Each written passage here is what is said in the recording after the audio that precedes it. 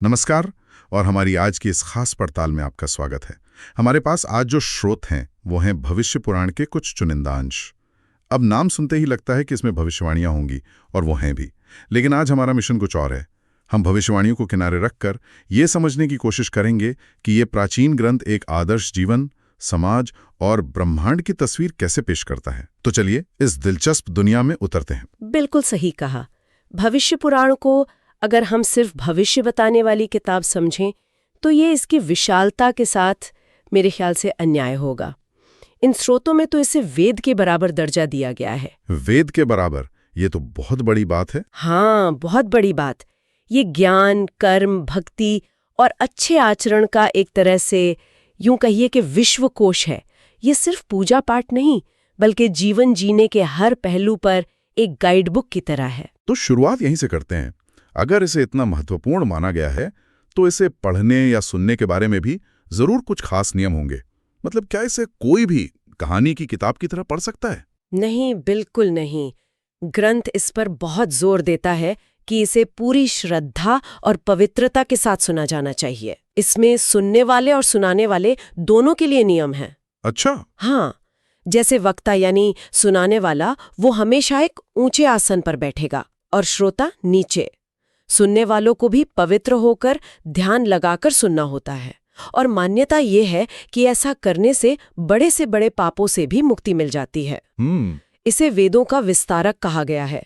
मतलब जो बातें वेदों में सूत्र रूप में हैं, उन्हें यहाँ कहानियों और उदाहरणों से समझाया गया है। और यहीं पर एक बात मुझे बहुत ही दिलचस्प लगी। ऐसा लगता है कि सब कुछ सूर्य के इर्द गिर्द घूमता है। आज हम शिव, विष्णु या देवी की पूजा को ज्यादा देखते हैं, लेकिन इन अंशों में तो भगवान सूर्य ही सुप्रीम गॉड है। ऐसा क्यों? हाँ, सुप्रीम गॉड, बिल्कुल। और यही इस ग्रंथ का सबसे आकर्षक पहलू है। इन अंशों में सूर्य को ही परम ब्रह्म माना गया है। वही इस जगत को बनाने वाले, चलाने वाले और खत्म करने वाले हैं। ये सिर्फ एक देवता की पूजा नहीं है, एक तरह से ब्रह्मांड के ऊर्जा स्रोत की उपासना है। ग्रंथ में तो यहाँ तक कहा गया है कि सूर्य की उपासना से कुष्ठ जैसे असाध्य रोग भी ठीक हो सकते हैं। असाध्य रोग? ये बात आज के नजरिए से देखें तो काफी चौंकाने वाली है। क्या स्रोत ये बताते हैं कि ये सिर्फ एक आस्था थी, या इसके पीछे कोई तर्क भी दिया गया है? जैसे क्या सूर्य की किरणों को किसी औषधीय रूप में देखा जाता था? ये बहुत अच्छा सवाल है। देखिए, ग्रंथ सीधे तौर पर कोई वैज्ञानिक तर्क नहीं देता, लेकिन वो सूर्य की पूजा की बहुत विस्तृत विधियां बताता है। जैसे सुबह अर्घ्य देना, खास मंत्रों का जाप करना, व्रत रखना।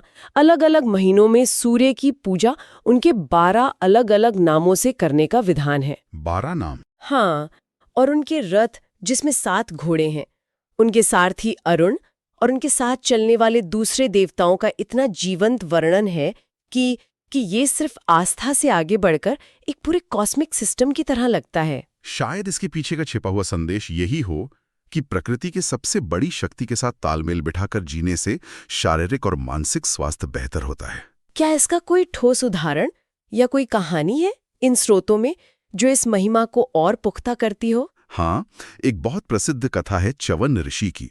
उन्हें बुढ़ापे में किसी वजह से आंखों की रोशनी गंवानी पड़ी थी।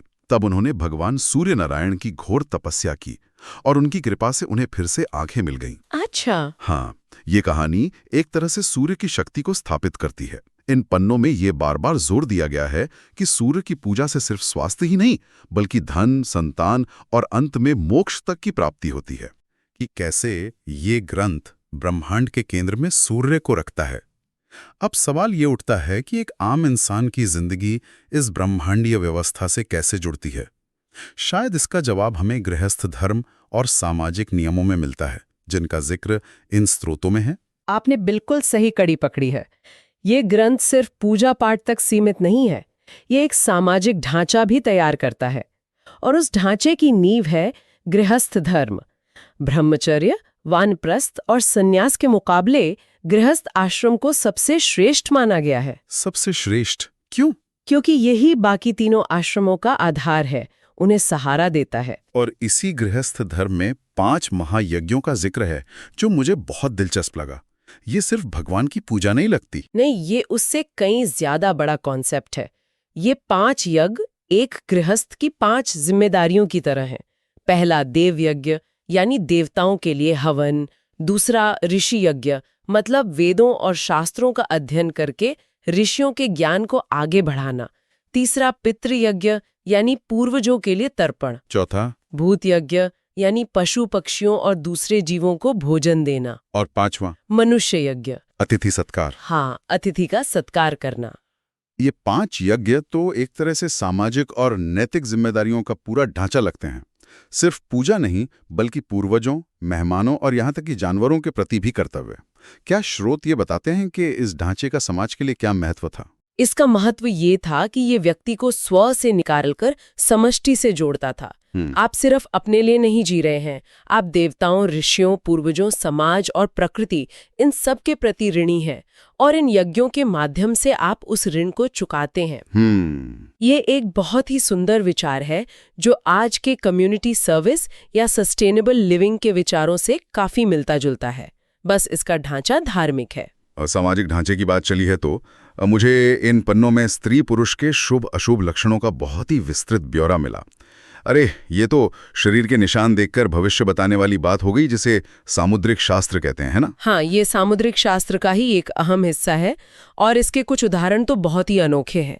ग्रंथ में बताया गया है कि जिस पुरुष के पैर के तलवे में कमल, चक्र या रथ जैसा कोई निशान हो वो राजा बनता है। राजा बनता है? हाँ, या बहुत बड़ा पद पाता है। वहीं अगर किसी स्त्री के पांव की सबसे छोटी उंगली चलते समय जमीन को न छुए तो उसे कुल्टा या परिवार के लिए अशुभ माना जाता था। कमाल है। मतलब शरीर के इतने छोटे छोटे निशानों को भी भाग्य और चरित्र से इतना गहरा जोड़ा जाता था। ये दिखाता है कि बाहरी रूप रंग को कितना ज्यादा महत्व दिया जाता होगा, खासकर जब विवाह के लिए साथी चुनना हो। बिल्कुल, ये सिर्फ भाग्य बताने का तरीका नहीं था, ये एक तरह से जीवन साथी चुनने की प्रक्रिया का हिस्सा भी था।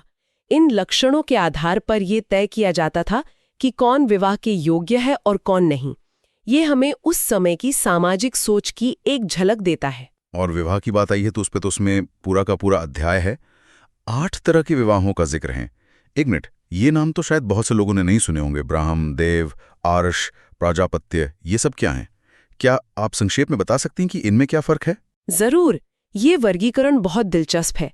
इनमें से जो पहले 4 हैं उन्हें श्रेष्ठ या धर्मानुकूल माना गया है। ब्रह्म विवाह सबसे उत्तम है, जिसमें पिता अपने बेटी को एक अच्छे वर को बुलाकर सम्मान के साथ दान करता है, जिसे हम कन्यादान कहते हैं। हाँ, वही। देव विवाह में यज्ञ करने वाले पुरोहित को अपनी कन्या दी जाती है। आश विवाह में वर से एक जोड़ी गाय बैल लेकर कन्या का विवाह किया जाता है। और प्राजापत्य में पिता वर वधू को कहते हैं कि तुम दोनों मिलकर धर्म का आचरण करो। ये चारों समाज की स्वीकृति से होते हैं। ठीक है, ये तो समझ में आए। लेकिन बाकी के 4 जिन्हें निम्न कहा गया है, आसुर, गांधर्व, राक्षस और पैशाच, वे कैसे थे? गांधर्व तो शायद आज की लव मैरिज जैसा है। हाँ, कुछ वैसा ही। गांधर्व विवाह माता पिता की इच्छा के बिना वर और वधू की आपसी सहमति से होता है। इसे निम्न इसलिए माना गया क्योंकि इसमें सामाजिक या पारिवारिक स्वीकृति नहीं होती थी। अच्छा, आसुर विवाह में वधू के परिवार को धन देकर उसे खरीदा जाता था। और आखिरी 2 सबसे ज्यादा विवादास्पद हैं।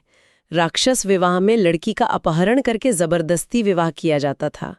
और पैशाच विवाह सबसे निकृष्ट है, जिसमें सोती हुई, नशे में या मानसिक रूप से अस्थिर लड़की के साथ संबंध बनाकर विवाह किया जाता था। ये निम्न या श्रेष्ठ का जो वर्गीकरण है, ये क्या दिखाता है? क्या ये सिर्फ एक नैतिक पैमाना था या इसका कोई कानूनी या सामाजिक असर भी होता था, जैसे कि उस विवाह से पैदा हुई संतान के अधिकारों पर? इसका बहुत गहरा सामाजिक असर होता था। श्रेष्ठ विवाहों से उत्पन्न संतान को समाज में सम्मान मिलता था और उनके अधिकार पूरी तरह सुरक्षित होते थे, जबकि निम्न, खासकर राक्षस और पैशाच विवाहों से उत्पन्न संतान को लेकर समाज में हमेशा एक सवालिया निशान रहता था। ये वर्गीकरण दिखाता है कि उस समाज में स्त्री की सहमति, परिवार की स्वीकृति और विवाह की पवित्रता को कितना महत्व दिया जाता था। ये दिलचस्प है कि जीवन के हर चरण, शादी से लेकर रोजमर्रा के कर्तव्यों तक के लिए नियम हैं। क्या ये नियम और अनुशासन साल के कैलेंडर पर भी लागू होता था? इन अंशों में व्रत और तिथियों के बारे में क्या कहा गया है? हाँ, बिल्कुल। समय को भी नियम और अनुष्ठानों से बांधा गया है। इन स्रोतों में हर महीने की लगभग हर तिथि से जुड़ा कोई न कोई व्रत या पूजा विधान मिलता है। जैसे तृतीया कल्प में गौरी तृतीया व्रत का वर्णन है, जो औरतें सौभाग्य के लिए करती हैं। चतुर्थी कल्प में, जैसा कि नाम से ही जाहिर है, गणेश चतुर्थी की पूजा विधि और कथा है। और पंचमी को नाग पंचमी। हाँ, पंचमी कल्प में नाग पंचमी के व्रत का महत्व बताया गया है। हर व्रत का एक खास मकसद होता है। किसी से संतान मिलती है, किसी से धन, तो कोई पापों का नाश करता है। ये एक तरह से पूरे साल को आध्यात्मिक गतिविधियों से भर देता है। और समय की बात हो रही है तो युगों की गणना का भी जिक्र है। सतयुग, त्रेता, द्वापर, कलयुग, इनका हिसाब किताब कैसे समझाया गया है? ये थोड़ा जटिल लगता है। हाँ, काल की गणना बहुत विशाल पैमाने पर की गई है। इन अंशों में बताया गया है कि 4 युग होते हैं। सतयुग, जो धर्म का स्वर्ण काल है, उसकी आयु देवताओं के वर्षों के हिसाब से 4800 दिव्य वर्ष होती है।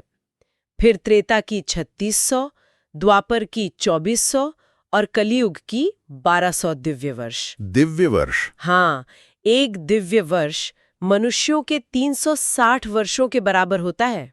रुकी, तो अगर कलयुग की अवधि 1200 दिव्य वर्ष है, हाँ, तो इंसानी सालों में ये कितनी हुई? इसे 360 से गुणा करें तो ये 4,32,000 मानव वर्ष होती है। 4,32,000 साल? जी, यह काल की एक चक्रीय अवधारणा है। हर युग में धर्म और नैतिकता का स्तर गिरता जाता है। सतयुग में धर्म अपने चारों पैरों पर खड़ा होता है और कलयुग में सिर्फ एक पैर पर। फिर कलयुग के अंत में प्रलय होता है और फिर से नया सतयुग शुरू होता है।